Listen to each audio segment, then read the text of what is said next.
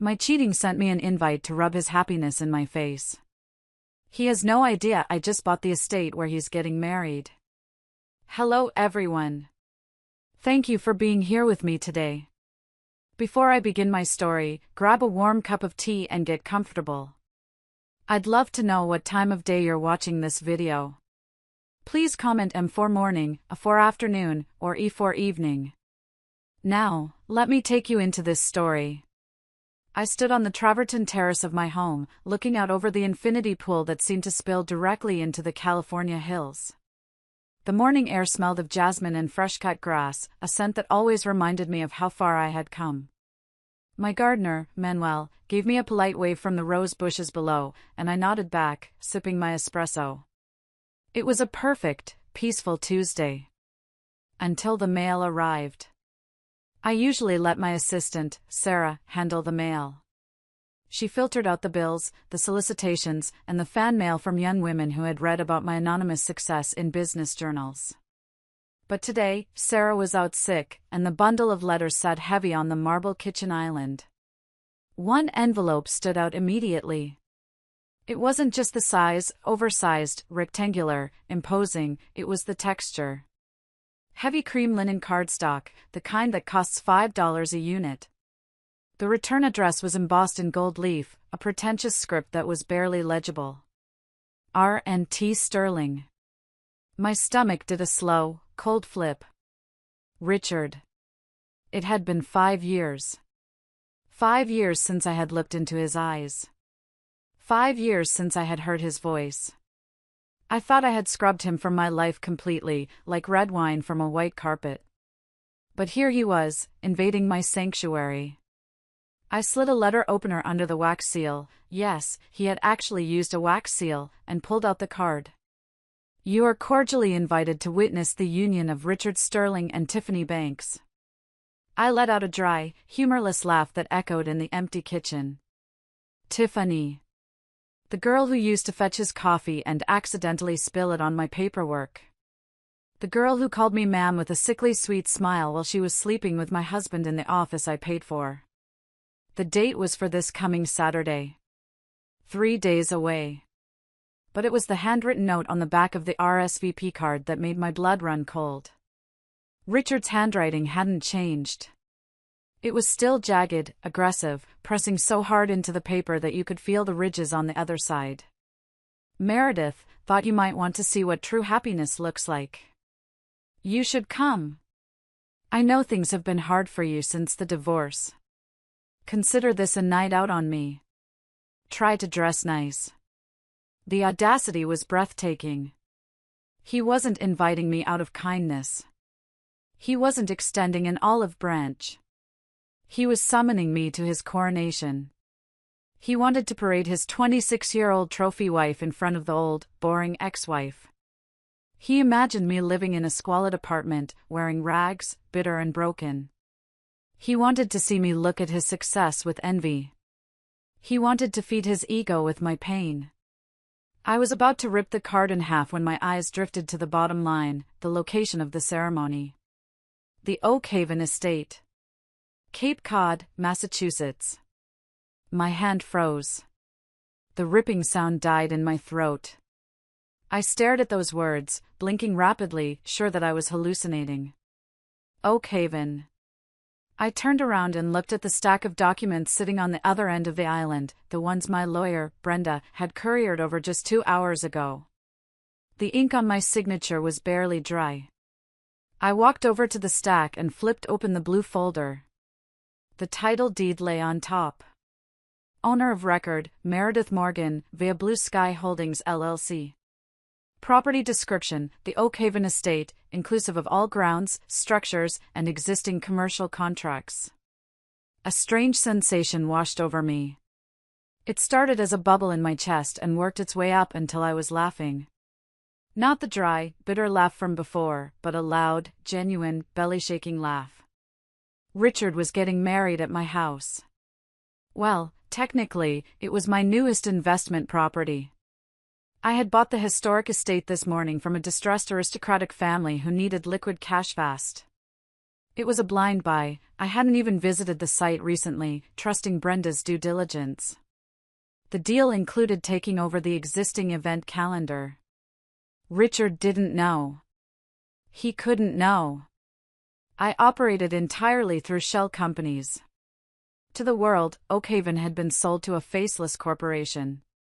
I picked up my phone, my fingers trembling with adrenaline. I dialed Harrison. "Hey beautiful," his voice was deep, calm, grounding. "I thought you were in meetings all day." I said, leaning against the counter, tracing the gold letters of Richard's name.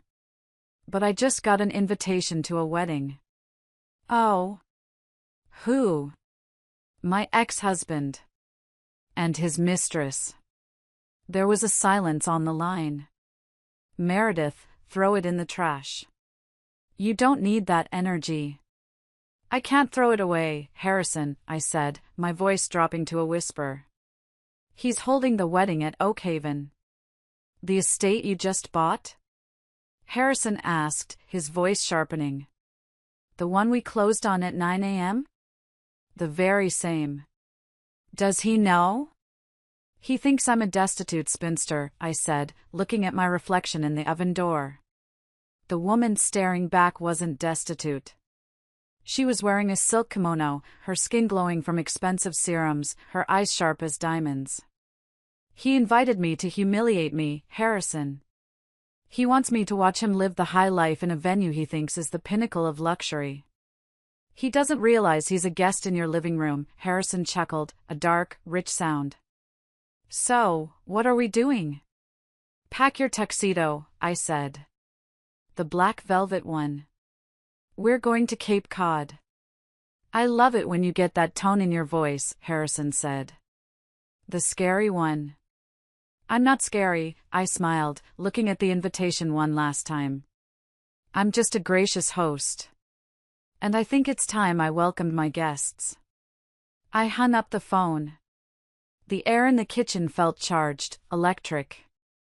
Richard wanted me to witness his happiness? Fine. I would witness it.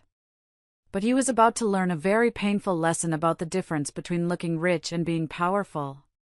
He thought he was the king of the castle. He had no idea the queen had just bought the kingdom.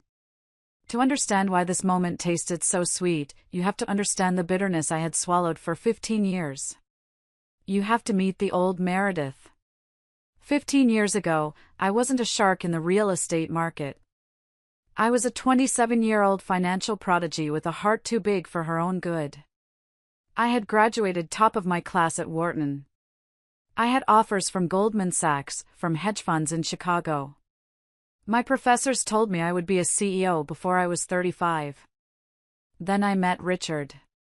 He was charismatic, I'll give him that.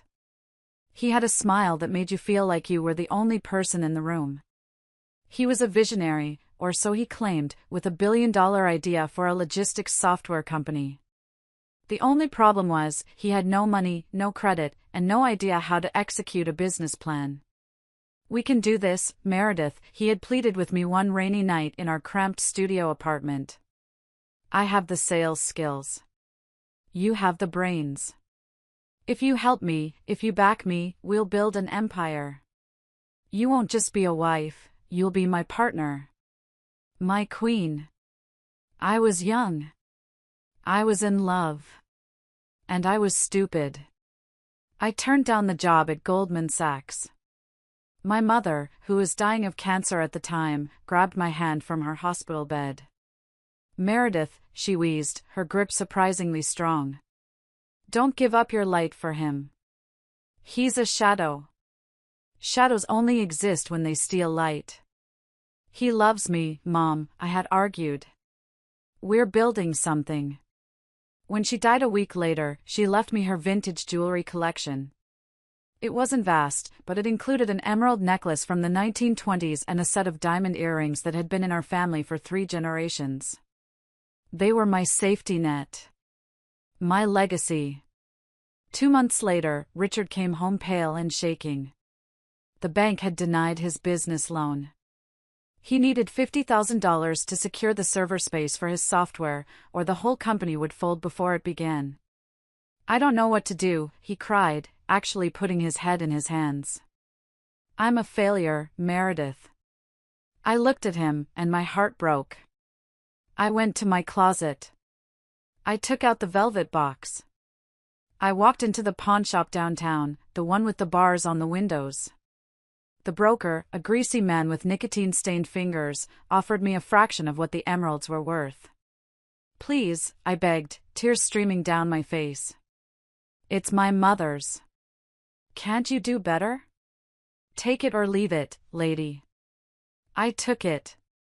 I handed the check to Richard that night. He didn't ask where it came from.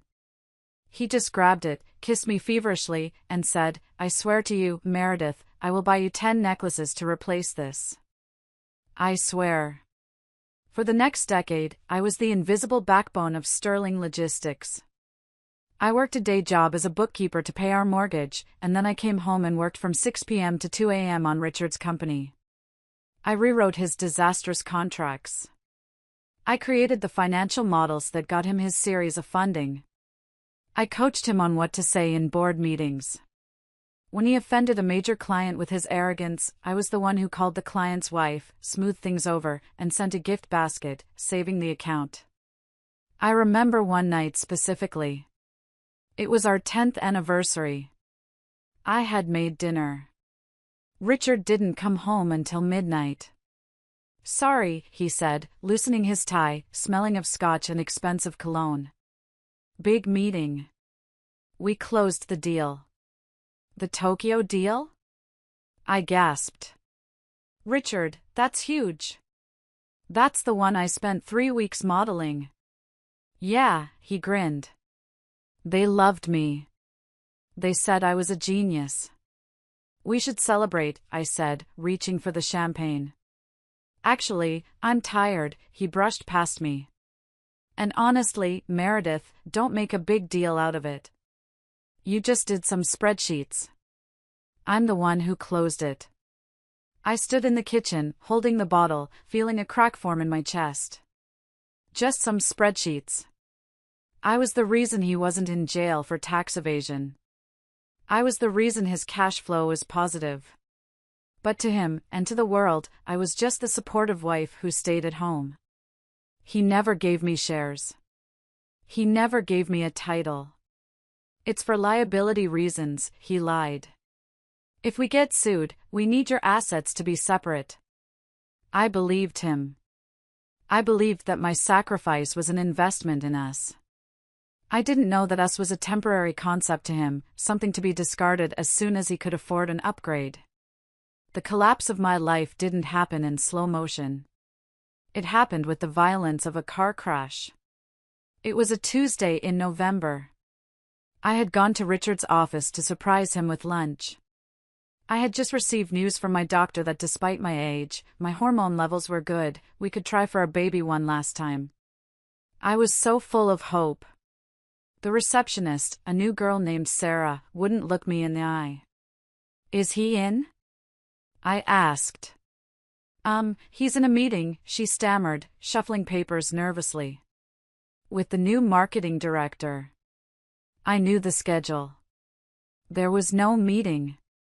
I walked past her desk and down the hall. The blinds to Richard's glass-walled office were drawn, but not all the way. There was a 2-inch gap. I stopped. I didn't want to look, but my body moved on its own. Richard was sitting on the leather couch, the one I had picked out for him. Tiffany, the 20-something marketing intern he had hired 3 months ago, was straddling his lap.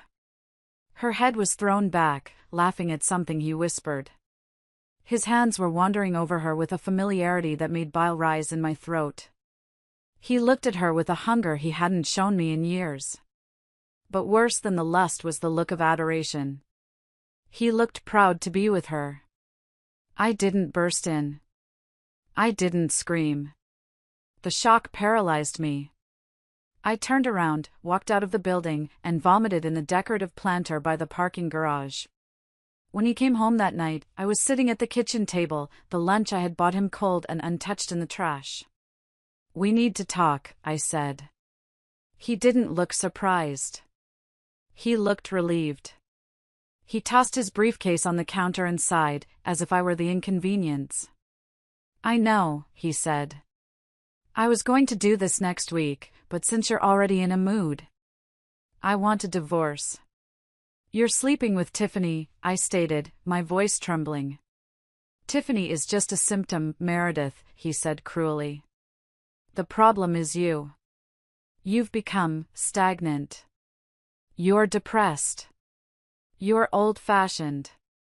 I run a tech company now. I need someone who fits the brand. Someone exciting. Tiffany has energy. She has vision." "Vision?" I stood up, knocking my chair over. "She's 26. She was asking me how to use the coffee machine 3 weeks ago. I built this company, Richard. I sold my mother's necklace for this company." "Stop throwing that in my face," he shouted, slamming his hand on the counter. "You did what a wife is supposed to do. You supported your husband. That doesn't make you a co-founder." "I want half," I said. "I want half of everything." Richard laughed. It was a cold, metallic sound. "You won't get a dime. I've had the lawyers restructuring the assets for the last 2 years. Everything is in the Cayman Holdings. The house? Mortgaged to the hilt. The cars? Leased by the corporation. You have no equity, Meredith. On paper, you are a housewife with no income and no contribution." "You can't do that," I whispered. "It's already done. And by the way," he checked his watch, "I need you out. Tiffany is moving in on Friday. I don't want her to have to deal with your negative energy." "This is my house," I cried. "Actually, it's the company's corporate retreat. And your tenancy has been terminated." He went upstairs and started throwing my clothes into garbage bags. I stood there, numb, watching the man I had worshipped for 15 years dismantle my life like it was nothing more than a failed business transaction. That night, he physically escorted me out the front door. It was raining, a cliché, I know, but the universe has a cruel sense of humor. He tossed 2 suitcases onto the wet driveway. "Here's a check for $5,000, he flicked a piece of paper at me. It landed in a puddle. "Consider it severance. Don't call me." He slammed the door. I saw Tiffany's silhouette in the upstairs window, watching. I slept in my car that night in a Walmart parking lot. I curled up in the backseat of my 10-year-old sedan, wrapped in a coat that smelled like the rain, and I didn't sleep. I shook. I shook from the cold, but mostly from the realization of how blind I had been. I had given him my light, just like my mother warned. And he had left me in total, absolute darkness. The next 6 months were a blur of humiliation.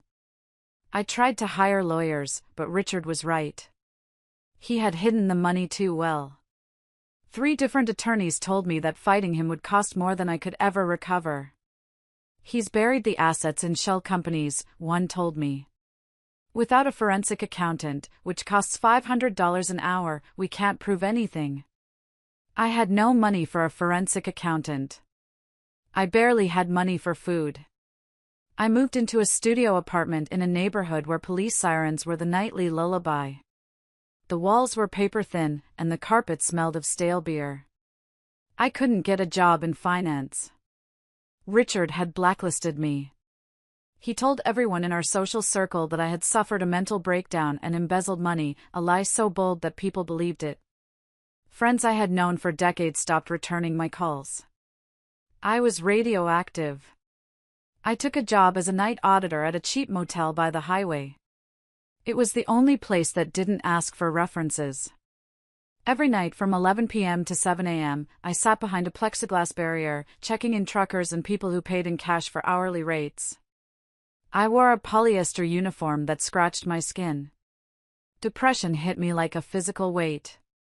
There were nights I stared at the bottles of cleaning fluid in the janitor's closet and wondered if it would be easier to just drink them. I felt worthless. I was 42, divorced, broke, and living in squalor while my ex-husband was on the cover of Forbes magazine. But one night, at 3 a.m., a guest came in.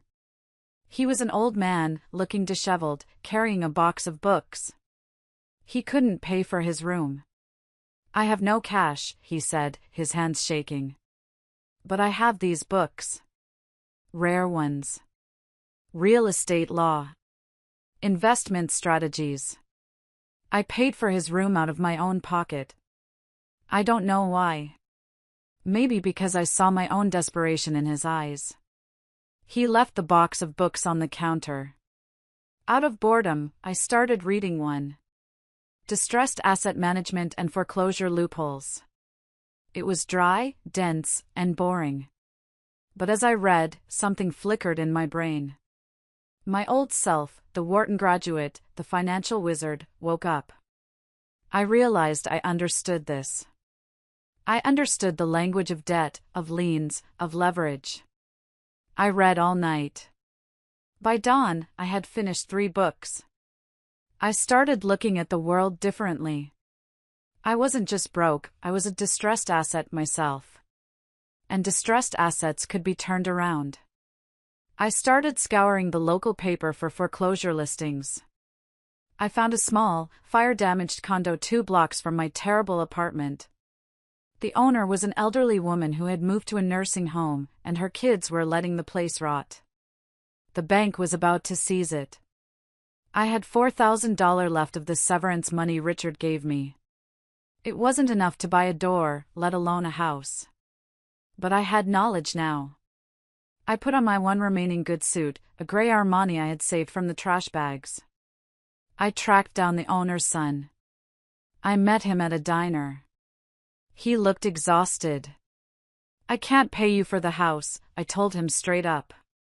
"But the bank is going to take it in 2 weeks, and you'll get nothing. Worse, the foreclosure will ruin your credit." "So what do you want?" he asked suspiciously. "Sign the deed over to me subject to the existing mortgage," I said, using a term I learned from the books. "I will take over the payments immediately. I will fix it up in 3 months. When I sell it, I pay off the mortgage, and I give you 20% of the profit. You save your credit, you get cash, and you do no work." He looked at me. He saw a desperate woman in an expensive suit. But he also saw a way out. "Fine," he said. "It's your headache now." I worked the motel shift at night. During the day, I went to that condo. I tore up carpet that smelled of smoke.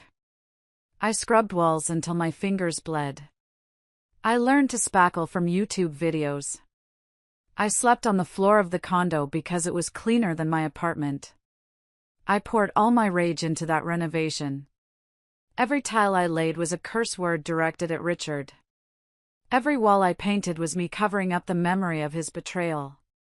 3 months later, I sold the condo. After paying off the mortgage and the owner's cut, I walked away with $28,000. It wasn't millions. But when I held that cashier's check, I cried. It was the first money I had made that was mine. Purely mine. No Richard. No lies. I looked at that check and I made a vow. I would never be dependent on anyone again. I would build a fortress of money so high that no man could ever scale it. They call it the snowball effect. I rolled that $28,000 into a duplex. I fixed it, rented one side, lived in the other, and refinanced it to buy a fourplex. I worked 20 hours a day. I stopped dating. I stopped watching TV. I became a machine. My diet consisted of coffee and ambition. I discovered I had a talent that Richard never had. I could see value where others saw ruin. I bought commercial warehouses in neighborhoods that everyone said were dead, knowing that the City Planning Commission was secretly rezoning them for art districts. I bought tax liens on waterfront properties that were tied up in legal battles, and I untangled the legal knots myself. I formed a company, Blue Sky Holdings. I kept my name off everything. I used registered agents. I was terrified Richard would find out I was making money and try to sue me for stealing his business secrets or some other nonsense. I wanted to be a ghost. By year 3, my net worth hit $2 million. By year 4, $5 million. I moved out of the duplex and bought a beautiful, secluded home in the hills. But I didn't change my lifestyle publicly. I still drove a modest SUV. I didn't go to the gala events where Richard and Tiffany were constantly photographed. I saw them sometimes, from a distance. One night, I was at a high-end steakhouse meeting a contractor. I saw Richard and Tiffany walk in. They were loud, flashy. Tiffany was wearing a dress that cost more than my first car. Richard was berating a waiter for giving them the wrong table. I watched them from my booth in the shadows. I saw the way Richard drank, too fast, too much. I saw the way Tiffany kept checking her phone, bored. And I saw something else. I saw fear in Richard's eyes. It was subtle, but I knew him. He had the twitchy look of a man juggling too many lies. I went home that night and pulled his company's public records. Since I was now a sophisticated investor, I had access to reports that the average person didn't read. Sterling Logistics was rotting. The revenue was up, but the operating costs were astronomical. He was borrowing money to pay off borrowed money. It was a classic shell game. He was expanding into markets he didn't understand just to generate headlines. He's going to crash, I whispered to my empty living room. I felt a strange sense of calm. I didn't need to push him. Gravity would do the work. But I wanted to be there when he hit the ground. I hired Brenda, the sharpest shark of a lawyer in the city. Keep an eye on him, I told her. Let me know when he starts getting desperate. You still love him? Brenda asked, eyeing me suspiciously over her glasses. No, I said, sipping my tea. I'm investing in his failure. It's strictly business. I met Harrison in the trenches. It was a foreclosure auction at the county courthouse. Most people there were sharks, loud, aggressive developers in cheap suits trying to intimidate each other. I was bidding on a dilapidated strip mall near the airport. I knew the airport was expanding, which would triple the land value. A man was standing in the back. He was tall, with silver fox hair and wearing a flannel shirt and jeans. He looked like a farmer who had wandered into the wrong room. When the bidding started, the sharks circled. But every time I bid, this man in the back would nod slightly to the auctioneer. He drove the price up, calm as a monk. Finally, at $800,000, the sharks dropped out. It was just me and the farmer. I looked back at him. He met my gaze. His eyes were intensely blue and filled with intelligence. He tipped an imaginary hat at me and stopped bidding. Sold to the lady in the gray blazer. I walked up to him afterward. Why did you stop? I asked. You clearly had the money. I did, he said, his voice deep and gravelly. But I realized who you were. You're the one who turned around the Miller Warehouse project. I admire your work. I was stunned. You know my work? I keep tabs on the competition, he smiled. I'm Harrison Bennett. My jaw dropped. Harrison Bennett was a legend. He was a billionaire developer who owned half the skyline, but no one ever saw him. He was famously reclusive. You're Harrison Bennett? I stared at his flannel shirt. I like to be comfortable, he shrugged. Let me buy you coffee. You overpaid for that strip mall by about 5%, by the way. I didn't, I countered immediately. The airport expansion announcement goes public next Tuesday. The value will jump 40%. He threw his head back and laughed. I like you. You do your homework. We went for coffee. We talked for 4 hours. We didn't talk about the weather or celebrities.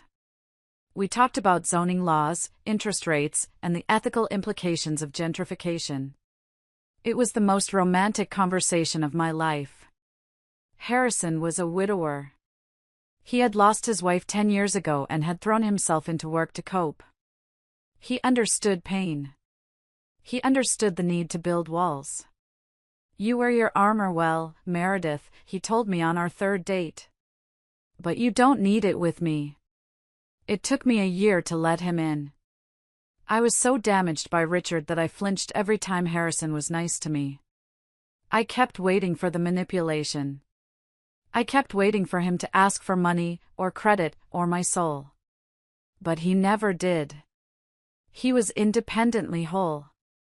He didn't need me, he wanted me. One night, lying by the fire in his cabin, I told him the whole story about Richard. I told him about the pawnshop. I told him about the eviction. Harrison didn't get angry. He got quiet. A dangerous, protective kind of quiet. He tried to break you, Harrison said softly, stroking my hair. But he just tempered the steel. You're stronger than he will ever be. I still hate him, I admitted. Good, Harrison said. Hate is a powerful fuel. Just don't let it burn the engine. When the invitation arrived that morning, Harrison didn't try to talk me out of my revenge. He knew. He understood that this wasn't about pettiness. It was about balance. It was about the universe finally correcting a rounding error. After the call with Harrison, I drove straight to Brenda's office. I needed intel. Oak Haven, Brenda said, looking at the invitation. You just bought this. Like, the wire transfer cleared at 11 a.m. I know, I paced around her office. Richard thinks he's renting it from the Van der Hoven family. He doesn't know the property changed hands. Okay, Brenda cracked her knuckles. Let's see what kind of contract he signed. Since I was the owner, I now had access to the files from the property management company. Brenda logged into the secure server. Here it is, she muttered, scrolling through the PDF. Event contract for Sterling/Banks wedding. Total cost, $250,000 for the weekend buyout. He doesn't have that kind of cash, I said.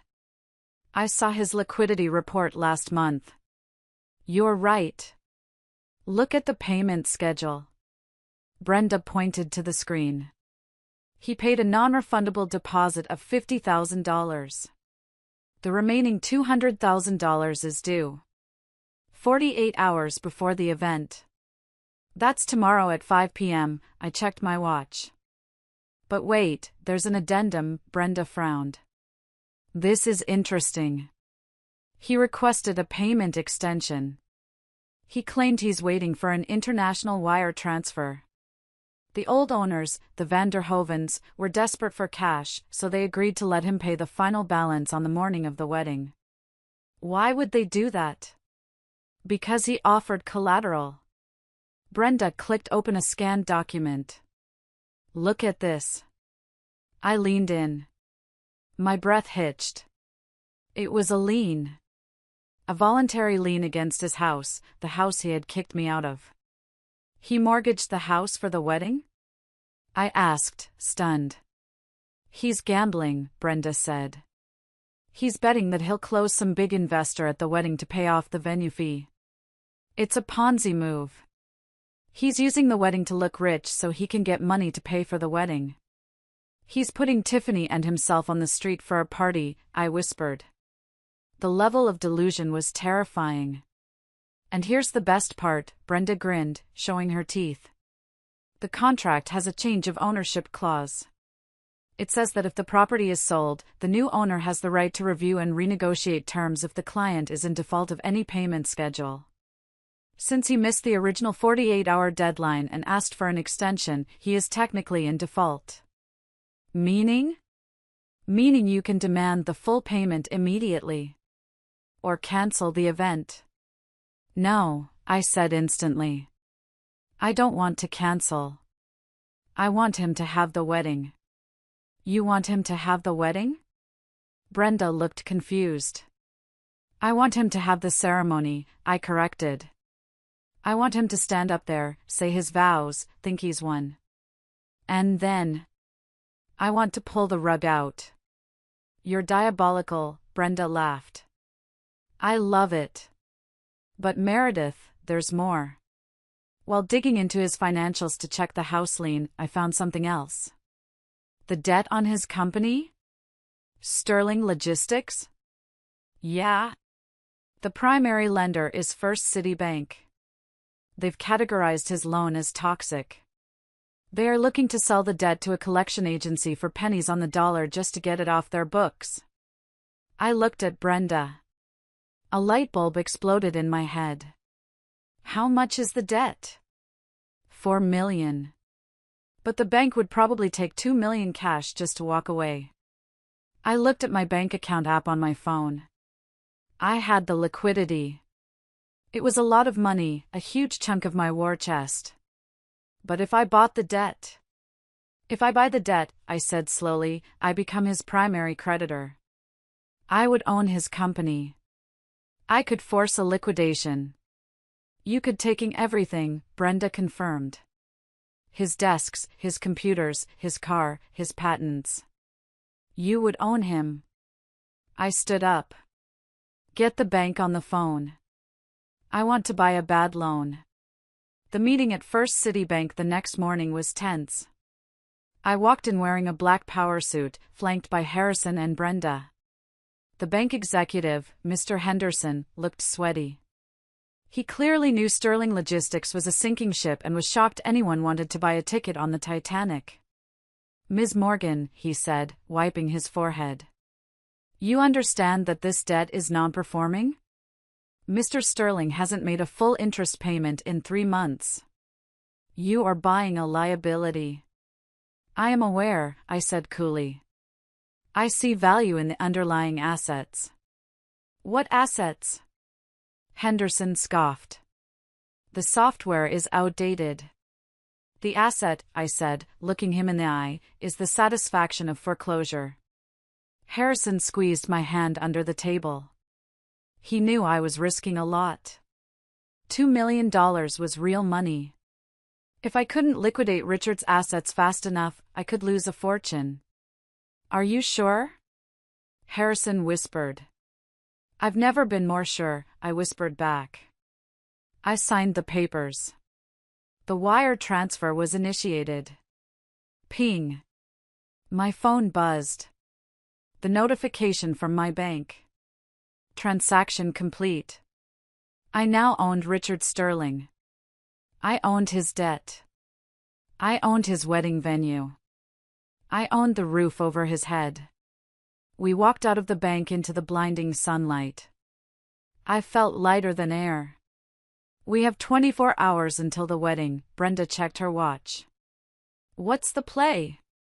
First, I said, we need to update the staff at Oakhaven. They need to know who their new boss is. But they must be sworn to absolute secrecy. If Richard finds out I own the place before the ceremony begins, he might run. I'll handle the NDAs, Brenda said. I'll make sure the staff knows that if they whisper a word to the groom, they're fired. Good. Harrison and I will head to the estate tonight. We'll stay in the owner's cottage on the edge of the property. We'll watch the setup. And the dress? Harrison asked, opening the car door. Oh, I smiled, a smile that felt sharp enough to cut glass. The dress is ready. It's green. Green? The color of money, I said. And the color of the monster he created. As we drove toward Cape Cod, I watched the scenery fly by. I thought about the girl crying in the Walmart parking lot. I thought about the woman scrubbing toilets in a motel. I wasn't doing this just for revenge. I was doing it for her. For the version of me that was powerless. I was going back to that wedding to rescue my past self. Richard thought he was inviting a victim to his wedding. He didn't know he had just sent a VIP pass to his own executioner. "Ready?" Harrison asked as we pulled up to the massive iron gates of Oakhaven. I looked up at the sign. "Private property." "My property." "More than ready," I said. "Let the show begin." The morning of the wedding dawned with a sky so blue it looked painted. From the window of the owner's cottage, a charming, secluded stone house on the edge of the Oakhaven estate that Richard didn't even know existed, I watched the chaos unfold. I saw the delivery trucks struggling up the gravel driveway. I saw the florists running around in a panic because Richard had apparently ordered 3 times the amount of hydrangeas the pergola could hold. I saw the caterers arguing with the wedding planner. It was a disaster in the making, fueled by a groom who cared more about excess than elegance. Harrison was in the kitchen, making us breakfast. He was calm, a steady rock in the middle of the storm I was about to unleash. "You're pacing," he noted, handing me a cup of coffee. "I'm not pacing," I lied, taking the mug. "I'm strategizing." "Meredith," he touched my arm. "The trap is set. The debt is bought. The venue is yours. The staff has been briefed. There is nothing left to do but get dressed." Getting dressed. It sounds so simple, doesn't it? But for a woman about to face the man who destroyed her life, getting dressed is not just putting on clothes. It is putting on armor. I went into the bedroom where the garment bag hung. I unzipped it slowly. The dress was a masterpiece. I had found it in a small atelier in Milan during a business trip last year. It was emerald green silk, the color of money, the color of envy, the color of life returning after a long winter. It was cut on the bias, draping over every curve like liquid water. The neckline was a deep V that was daring but sophisticated, and the back plunged low, exposing skin I had spent years hiding in oversized sweaters. I slipped into it. The silk was cool against my skin. I looked in the mirror. The woman staring back wasn't the frumpy, exhausted housewife Richard had discarded. She wasn't the desperate divorcee scrubbing motel toilets. She was powerful. Her shoulders were back. Her eyes were clear. I put on the jewelry. Not the cheap costume jewelry Richard used to buy me to apologize for missing anniversaries. I put on a pair of vintage diamond drop earrings I had bought for myself at a Christie's auction. They were heavy, substantial. They whispered, "I don't need a man to buy me diamonds." I did my own makeup. I didn't want a stylist. I wanted to see my own face as I applied the war paint. A sharp-winged eyeliner. A deep, blood-red lip.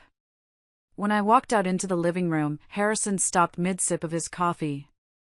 He stood up slowly. He was wearing his tuxedo, a midnight blue velvet that made his silver hair look even more distinguished. He looked like a king. "My God," he whispered. "He's going to have a heart attack before we even get to the foreclosure." "Good," I said, smoothing the silk over my hips. "I want him to see exactly what he threw away. I want him to see that while he was chasing a 20-year-old dream, he let go of a reality that could have built him an empire." "Are you nervous?" Harrison asked, offering me his arm. "No," I said, and for the first time in 5 years, I meant it. "I'm not nervous. I'm inevitable." We walked out to the car. Harrison had arranged for a vintage Rolls-Royce Phantom to pick us up from the cottage and drive us the quarter-mile to the main house. It was theatrical, yes. But Richard loved theater. I was just giving him the opening act he deserved. As the car purred down the driveway, hidden by the ancient oak trees, I felt a sense of calm settle over me. This wasn't just revenge. This was an exorcism. I was driving into the heart of my past to burn it down, so my future could finally rise from the ashes. Part 10: The Arrival. The main driveway of Oakhaven was lined with cars that Richard couldn't afford. I saw leased Porsches, rented Lamborghinis. It looked like a car dealership exploded. It was so Richard, all flash, no substance. Our Rolls-Royce glided through the chaos like a shark moving through a school of minnows. The valet, a young man named Leo who was actually on my payroll as of yesterday, opened the door before the car even fully stopped. "Welcome to Oakhaven, Ms. Morgan," he said, loud enough for the nearby guests to hear. He winked. He knew. I stepped out. The silence that fell over the entrance was immediate and absolute. There were about 50 people mingling near the champagne tower. I recognized most of them. They were the friends who had ghosted me after the divorce. The women who had whispered that I was crazy. The men who had laughed at Richard's jokes about his frigid ex-wife. I stood there for a moment, letting the sun hit the emerald silk of my dress. I let them look. I saw Susan, my former best friend, drop her purse. She was wearing a beige dress that looked washed out next to the vibrancy of the gardens. Her mouth hung open. I saw Tom, Richard's CFO, the man who had helped him hide the assets from me during the divorce. He looked like he had seen a ghost. He was staring at Harrison, his eyes widening as he recognized the billionaire standing protectively at my side. Harrison placed a hand on the small of my back. "Shall we?" We walked up the stone steps. The crowd parted. Literally parted. It was biblical. "Meredith?" Susan stepped forward, her voice trembling. "Is that you?" I stopped and looked at her. I didn't smile. I didn't frown. I just looked at her with the detached curiosity of a scientist examining a bug. "Hello, Susan," I said, my voice smooth and rich. "Lovely to see you. You look comfortable." It was the southern insult of the century. Comfortable. "You look incredible," Susan stammered, her eyes darting to the diamonds in my ears. "We heard you were, well, Richard said you were struggling." "Richard says a lot of things," I said, glancing around the opulent courtyard that I owned. "I've been busy." "Is that Harrison Bennett?" Tom whispered, leaning in, ignoring his wife. "The Harrison Bennett? Real estate mogul?" "Harrison," I introduced him without turning my head. "This is Tom. He used to do Richard's books. Before the audit problems." Tom turned pale. I knew about the audit problems because I owned the debt now. I knew everything. We continued moving through the crowd. I heard the whispers erupt behind us like a brush fire. "Did you see her dress? Is that really Meredith? She's with Bennett. They say he's worth $3 billion.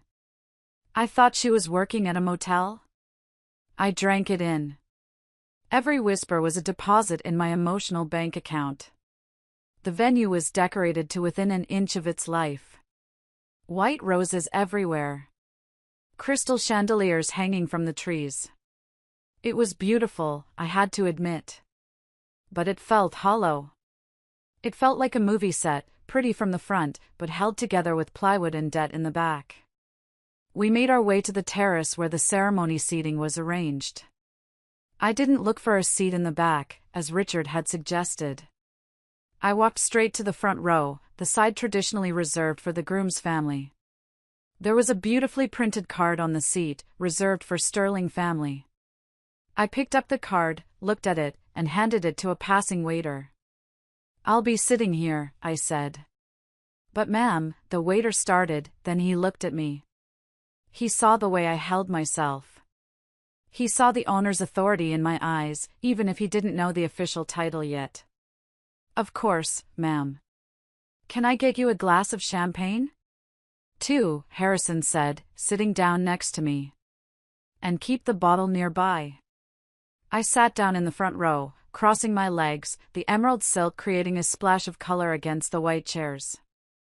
I was center stage. I wasn't hiding. I was waiting. 10 minutes before the ceremony was scheduled to start, she appeared. "Tiffany." She wasn't in her wedding dress yet, she was wearing a silk robe with bride bedazzled on the back in pink rhinestones. She was storming through the garden, screaming at a florist about the shade of the petals, when she saw me. She froze. Then, she marched over, her heels sinking into the grass. She was beautiful, in a manufactured way. Heavy extensions, spray tan, teeth whitened to a blinding shade. But up close, I saw the stress lines around her eyes. She looked tired. Being Richard's wife was a full-time job of managing his ego and his lies. "What are you doing here?" she hissed, keeping her voice low so the other guests wouldn't hear. "And why are you sitting in the front row?" "Richard invited me," I said calmly, taking a sip of champagne. "And the invitation didn't specify a seat. I assume since I paid for the foundation of Richard's career, I count as family." "You look ridiculous," Tiffany sneered, looking me up and down. "Trying to dress like you have money. Is that a rental? Or did you find a sugar daddy?" She glanced at Harrison, who was reading emails on his phone, completely ignoring her. "Actually," I said, setting my glass down, "I prefer to buy. Rentals are so unstable. You never know when the owner might want their property back." The double meaning flew right over her head. "You're just jealous," Tiffany laughed, a brittle sound. "Look around, Meredith. Look at this estate. Richard rented the whole thing. It cost a fortune. This is the life he wanted. He wanted luxury. He wanted youth. He didn't want a boring, old accountant." "Luxury is expensive, Tiffany," I said softly. "Are you sure he can afford it?" "Richard is a CEO," she snapped. "Of course he can afford it. He's buying me a Porsche for a wedding gift." "What did he ever give you? A blender?" "He gave me a hard time," I admitted. "But he also gave me the motivation to become the woman sitting in front of you. So, in a way, I should thank you. If you hadn't slept with him, I might still be stuck in that suburban hell, clipping coupons." Tiffany's face turned red. "You're pathetic. You're here to beg, aren't you? You want alimony?" "I don't need his money, sweetie," I smiled. "I have my own. And unlike Richard's, mine is real." "Get out of my seat," she demanded. "This is for his mother." "His mother refused to come," I reminded her. "She hates you. Remember? She told you that at Christmas." Tiffany flinched. It was a low blow, but accurate. Richard's mother was a devout woman who considered Tiffany a homewrecker. "Just stay out of the way," Tiffany growled. "This is my day. My estate for the weekend. My fairy tale. Don't ruin it with your bad vibes." "Your estate," I repeated, tasting the irony. "Careful with that word, Tiffany. Possession is 9/10 of the law. But the other 1/10? That's the part that bites." She stomped away, her rhinestone bride logo shimmering in the sun. I watched her go with a pang of pity. She was me, 15 years ago. Believing the lies. Defending the indefensible. Thinking she had won a prize, when she had actually stepped into a trap. "She has no idea," Harrison murmured, not looking up from his phone. "None," I said. "She thinks she's marrying a king. She doesn't know she's marrying a pauper in a stolen crown." 5 minutes later, Richard appeared. He was walking from the groomsmen's holding area toward the bar, looking for liquid courage. He looked good, I had to admit. He was wearing a bespoke tuxedo, his hair perfectly coiffed. But he was sweating. Profusely. He was scanning the crowd, smiling tightly, shaking hands. He was playing the part of the benevolent billionaire. Then, his eyes landed on me. He stopped mid-stride. He almost dropped his drink. I saw the recognition hit him. He took in the dress. The diamonds. The posture. He looked confused, like his brain couldn't reconcile the memory of the broken woman in the rain with the vision sitting in his front row. Then he looked at Harrison.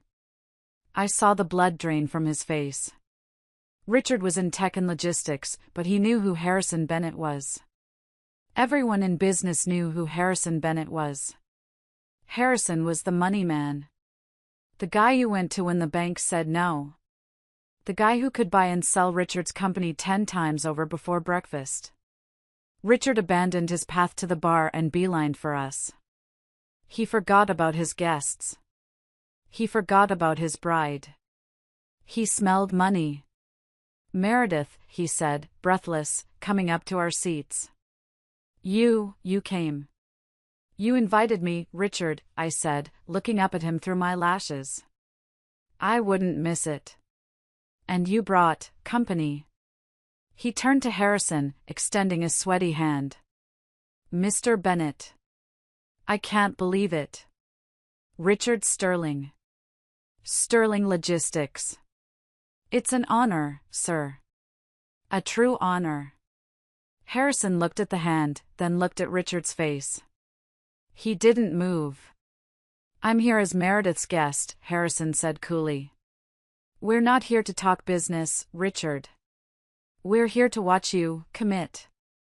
Richard retracted his hand, wiping it on his pants. He was vibrating with nervous energy.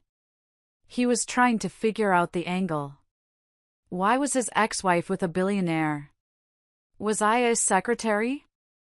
A consultant? You look different, Meredith, Richard said, his eyes darting to my necklace.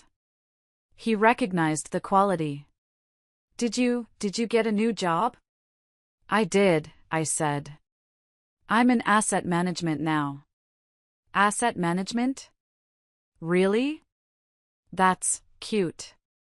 Good for you. Starting small? Something like that, I smiled. Listen, Richard leaned in, lowering his voice, ignoring the fact that his wedding was starting in 10 minutes. Mr. Bennett. Harrison, since you're here. I have an opportunity. A pivot in our logistics AI. It's going to be huge. We're opening a Series C round next week. I'd love to pitch you. Maybe we could step into my office inside for 5 minutes after the ceremony? I watched him with disgust. It was his wedding day. His bride was waiting. And he was hustling for cash because he knew he was broke. Richard, I interrupted. Don't you have a wedding to get to? Yeah, of course, he waved a hand dismissively. But business never sleeps, right, Harrison? What do you say? Just 5 minutes? I don't think you want to pitch me, son, Harrison said, his voice dropping an octave. I have a very strict policy on due diligence. And I usually find things people try to hide. Richard paled. Right. Sure. Well, enjoy the ceremony. Oakhaven is magnificent, isn't it? Cost me a fortune, but nothing's too good for Tiffany. I practically had to buy the place to get this date. He laughed nervously. I practically bought the place. I looked him dead in the eye. It is a lovely property, Richard. Be careful with it. The owners are very particular.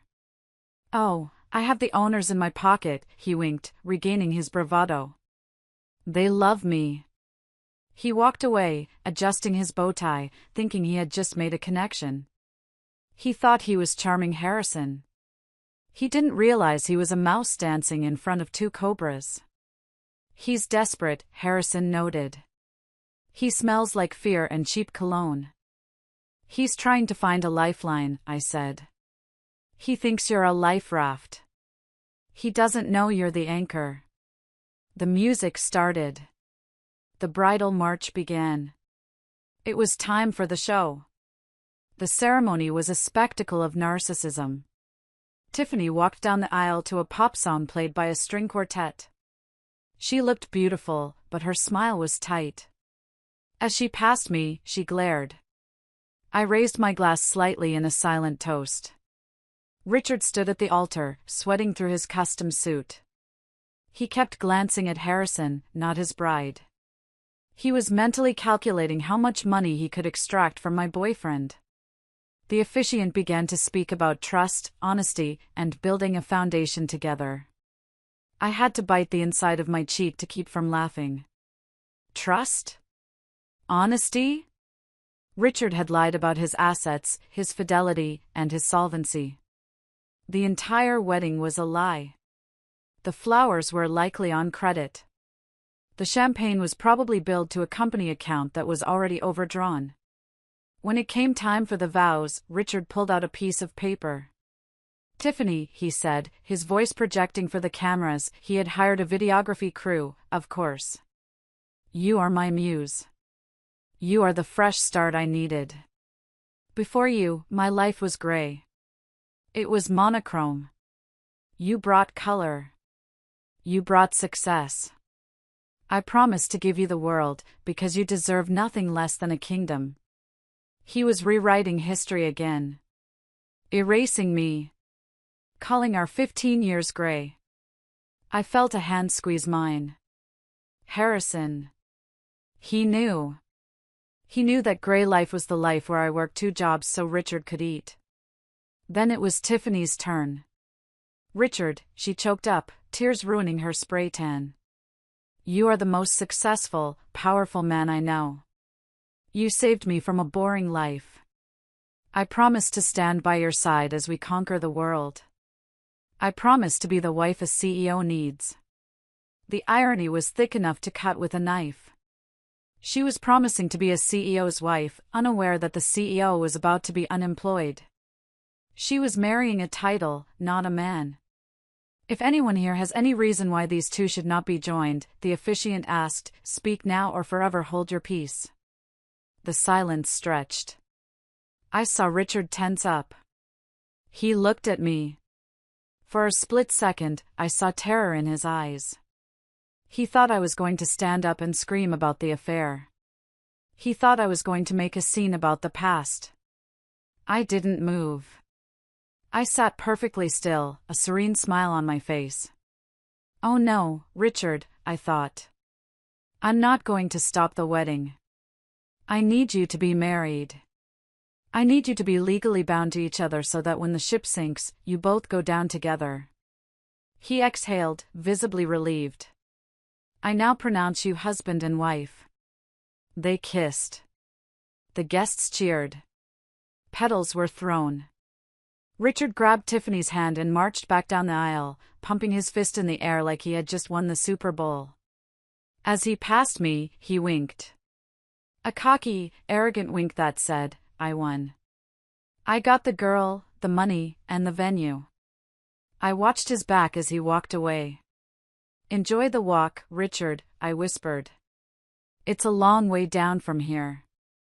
The guests stood up to move to the reception tent. I remained seated for a moment. Are you okay? Harrison asked. I'm fine, I said, standing up and smoothing my dress. The play is over. Now, the reality begins.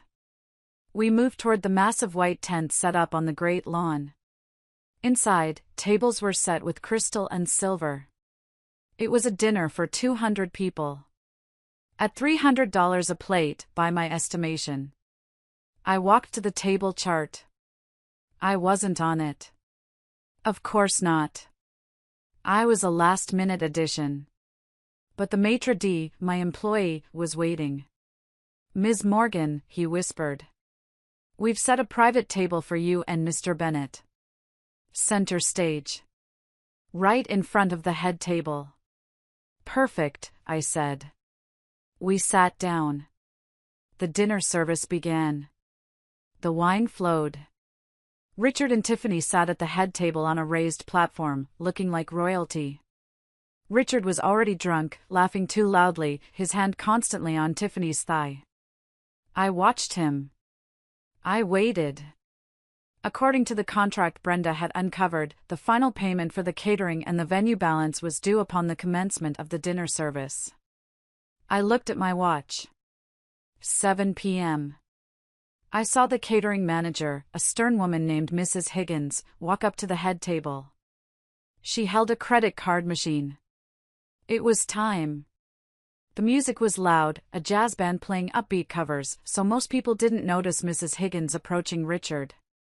But I was watching like a hawk. I saw Richard wave her away, annoyed.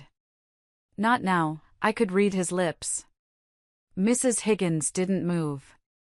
She leaned in and whispered something. Richard rolled his eyes. He reached into his jacket pocket and pulled out a black credit card. He threw it on the table with a gesture that said, "Don't bother me with trifles." Mrs. Higgins picked it up. She inserted it into the portable machine. We waited. She looked at the screen. She shook her head. She whispered to Richard again. Richard frowned. He snatched the card back and handed her another one. A platinum one. She tried it. She shook her head again. I saw the color drain from Richard's face even from 30 feet away. He stood up, knocking his chair back. He was shouting now, loud enough to be heard over the band. "Run it again. There's a limit, you idiot. You have to split the charge." The music faltered. The band leader looked confused. The guests nearest the head table stopped eating. "Sir," Mrs. Higgins said, her voice projecting with practiced calm. "I have run 3 cards. They are all declining. The bank code is pickup card or insufficient funds." "That's impossible," Richard roared. "I am Richard Sterling. My company is worth millions. Your machine is broken." "My machine works fine, sir. We need the final payment of $200,000 immediately, or we cease service." The room went deadly silent. 200 guests watched the groom arguing about his bill. Tiffany grabbed Richard's arm. "Richard, what is going on? Pay the woman." "I'm trying," he snapped at her. "Their system is garbage." He looked around the room, his eyes wild. He was looking for a savior. His eyes landed on Harrison. "Harrison!" Richard shouted, jumping off the stage. He ran over to our table. "Harrison, buddy. My cards, there's a fraud hold or something. Banks, right?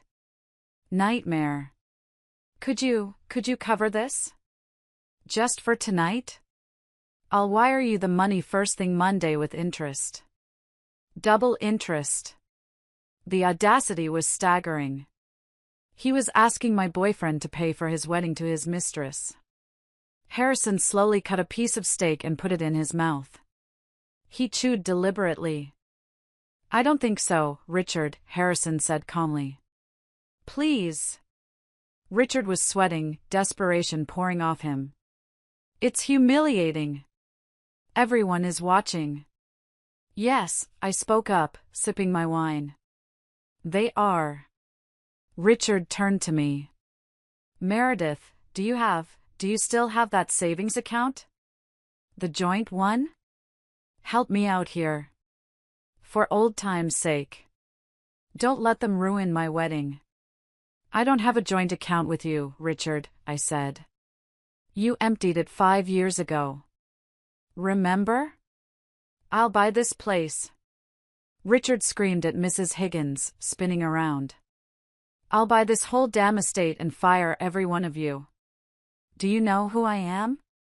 "We know who you are, sir," Mrs. Higgins said coldly. "And we know you don't own this estate." "I will," he blustered. "I have a deal with the owners." "The owners?" I asked, my voice cutting through the silence like a blade. "Which owners are those, Richard?" "The Van der Hovens," he yelled. "I'm their favorite client." I stood up. I placed my napkin on the table. I picked up my wineglass. "Actually," I said, projecting my voice to the back of the tent, "you might want to check your facts. I walked toward the stage. My heels clicked on the dance floor. Click. Click. Click. The sound of doom approaching. I stepped up onto the platform. I took the microphone from the stunned band leader. "Hello everyone," I said. The feedback whined for a second, then cleared. "For those who don't know me, I'm Meredith Morgan. Richard's first wife. The one he traded in." Whispers exploded in the room. Tiffany stood up, looking ready to attack me. "Get off the stage." "Sit down, Tiffany," I said, my voice commanding. "This concerns the roof over your head." I turned to Richard. He looked like a cornered rat. "Richard," I said, holding his gaze. "You keep saying you're going to buy this place. You keep threatening to fire the staff. But there's a problem with that plan." I reached into my purse, which I had carried with me, and pulled out the deed. "The Van der Hovens don't own Oakhaven anymore," I said, holding the document up. "I do." Richard froze. His mouth opened, but no sound came out. "I bought Oakhaven yesterday," I continued, pacing slowly around him. "Every brick. Every blade of grass. Every wine glass you're drinking from. It's mine." "Blue Sky Holdings?" "That's me, Richard." "No," he whispered. "You're lying." "Am I?" I signaled to Mrs. Higgins. She nodded respectfully at me. "Mrs. Higgins, who signs your paycheck now?" "You do, Ms. Morgan," she said clearly. So, I turned back to Richard. "Here is the situation. You are holding a party in my house. You have failed to pay the bill. Your cards are declined because, well, let's be honest. You're broke." "I'm not broke," he screamed. "My company." "Your company?" I laughed. "Oh, right. Sterling Logistics. I stopped by the bank this morning, Richard." "First City Bank?" He flinched as if I had hit him. "They were very eager to unload your toxic debt. $2 million in defaulted loans. Guess who bought it?" I pulled another document from my purse. "The assignment of debt. I own your debt, Richard. I am your primary creditor. Which means, essentially, I own your company. I own your patents. I own your office furniture. And thanks to that lien you signed to secure this venue." I paused for effect. The room was so quiet you could hear a pin drop. "I own your house. The one you kicked me out of. The one you're living in with her." I pointed at Tiffany. She looked sick. "So, to recap," I said cheerfully. "You are at a wedding you can't pay for, in a venue owned by your ex-wife, living in a house owned by your ex-wife, running a company owned by your ex-wife." I leaned in close to his face. "You wanted to show me what true happiness looks like, Richard? Is this it? Is this happiness? Because it looks a lot like bankruptcy to me." He stared at me, his eyes hollow. The arrogance was gone. The ego was gone. He was just a small, scared man in a suit he didn't own. If you are enjoying this story and you want to see Richard get exactly what he deserves, I looked directly at the videographer's camera, breaking the fourth wall of his perfect wedding video. Please hit the like button on this video and comment the number 1 below. Let me know you're with me. Because we are not done yet. Comment 1 if you're ready for the finale. I turned back to Richard. "By the way," I said, dropping the mic to my side. "Since you are in default on the venue contract, and since I am the owner, I am exercising my right to cancel this event. Immediately." I looked at the guests. "Get out," I said calmly. "The party is over." Pandemonium broke out. Guests started scrambling for their purses and coats. No one wanted to be associated with a fraud. The investors Richard had been wooing were the first to run, checking their phones, probably calling their lawyers to pull any funds they had promised. Tiffany let out a scream that sounded like a banshee. She turned on Richard, pounding her fists on his chest. "You lied to me," she shrieked. "You said you were rich. You said you owned the house. I signed a prenup based on your assets." "Tiffany, baby, please," Richard begged, trying to catch her hands. "I can fix this. It's just a cash flow problem." "It's not a cash flow problem," she yelled. "It's a Meredith problem. She owns everything. You're nothing." She ripped the diamond ring off her finger, a ring I now knew was probably bought on credit, and threw it at his face. It bounced off his forehead and skittered across the floor. "I'm leaving," she announced. She grabbed her skirt and stormed off the stage, pushing past guests. Richard stood alone on the stage, the ruins of his life crashing down around him. He looked at me. His eyes filled with tears. "Meredith," he choked out. "Please. Don't do this. I'm sorry. Okay? I'm sorry about the affair. I'm sorry about the house. Just give me a chance. Don't foreclose. Don't liquidate the company. I built it. We built it," I corrected him. "And you stole it. Now I'm taking it back." Suddenly, sirens wailed in the distance. Blue and red lights flashed against the white tent fabric. Richard looked at the entrance in horror. Did you call the police?" he whispered. "No," I said, shaking my head. "I didn't call the police. But Brenda, my lawyer? She sent your updated financials to the SEC and the district attorney this morning. Ponzi schemes are illegal, Richard. Lying to investors is fraud." 2 officers and a man in a suit, likely FBI, walked into the tent. They spotted Richard on the stage. "Richard Sterling," the agent called out. Richard looked for a place to run. There was nowhere to go. "You are under arrest for securities fraud, wire fraud, and embezzlement," the agent said, walking up the steps. They cuffed him. Right there in his tuxedo. Right there in front of his fleeing guests. As they dragged him past me, he looked at me one last time. "Why?" he asked. "Why did you wait 5 years?" "I was compounding the interest," I said coldly. They took him away. The tent emptied out until it was just the staff, Harrison, and me. The silence was heavy, but it wasn't sad. It was clean. It felt like the air after a thunderstorm. I looked at the empty tables, the half-eaten food, the discarded flowers. "Well," I said, letting out a long breath. "That was dramatic." Harrison walked up to the stage. He took my hand and helped me down. "You are magnificent," he said, his eyes shining with pride. "Terrifying, but magnificent." "Do you think I went too far?" I asked, looking at the door where Richard had exited in handcuffs. "He dug the hole, Meredith," Harrison said. "You just kicked the ladder away." We walked out of the tent and into the garden. The moon had risen over the estate. The air was cool and crisp. The nightmare was over.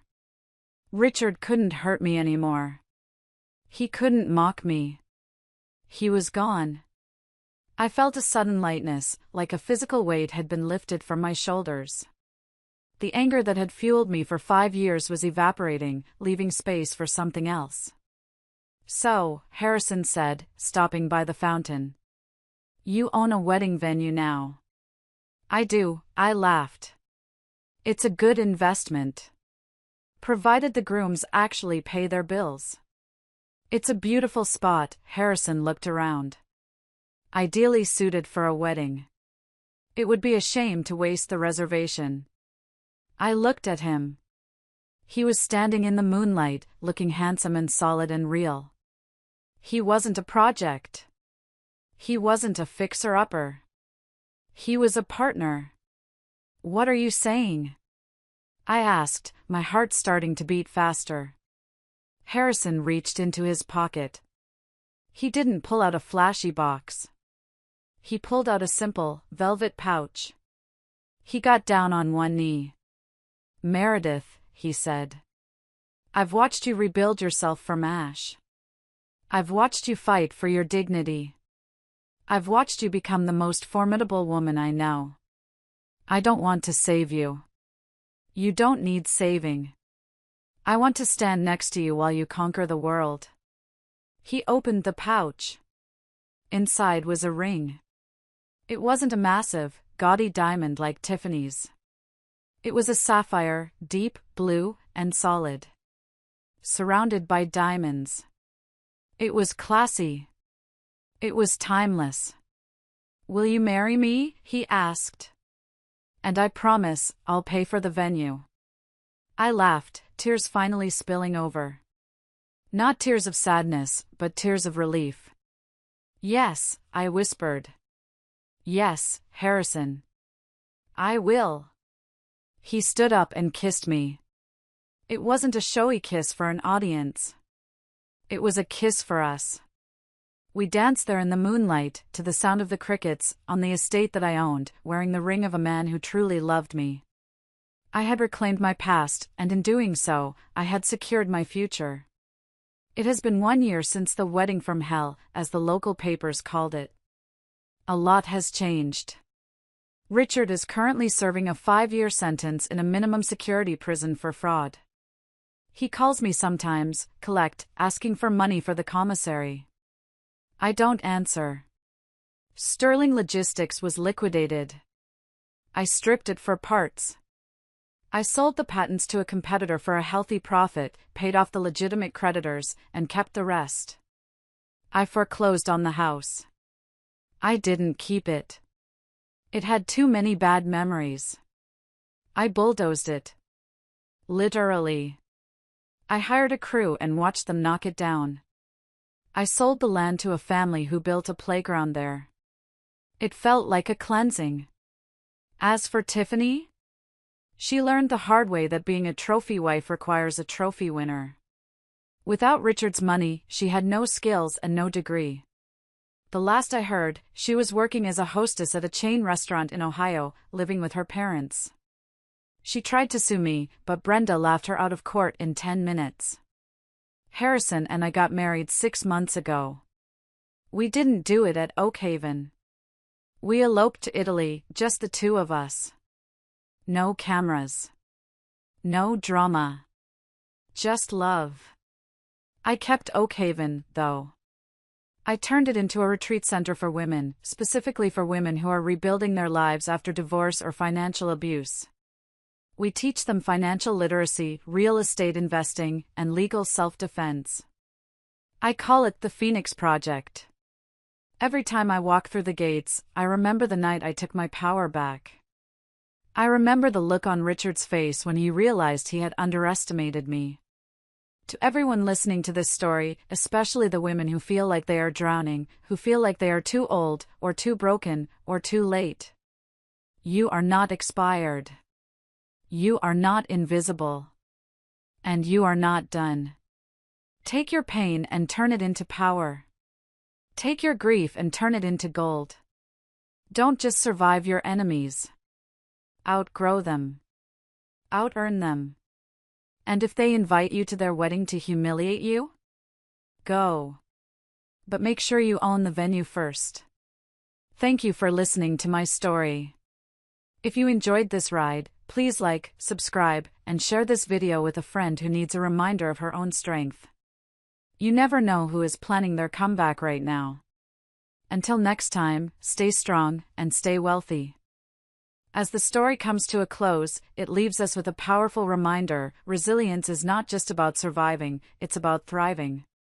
Meredith's journey teaches us that even in the darkest moments, we hold the power to rewrite our own story. Life may knock us down, but it's our choice to rise, stronger and wiser, and to turn pain into purpose. Her transformation from betrayal and loss into empowerment is proof that growth often comes from adversity.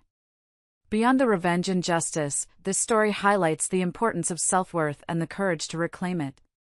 Meredith didn't just fight back, she rebuilt herself, brick by brick, creating a life that reflects her strength, independence, and vision. It's a testament to the fact that our value doesn't depend on anyone else's validation, it comes from recognizing our own potential and refusing to settle for less than we deserve. Now, it's your turn. What did this story inspire in you? Share your thoughts below or simply comment good if you found value in its lessons. Let's celebrate the power within us to rise above and create a life we're proud of.